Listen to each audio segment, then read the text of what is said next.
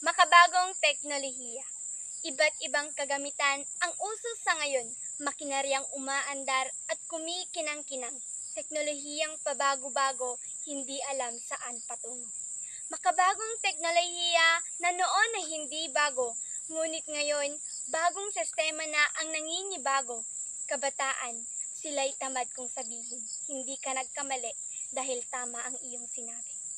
Mag-aaral, wala nang respeto.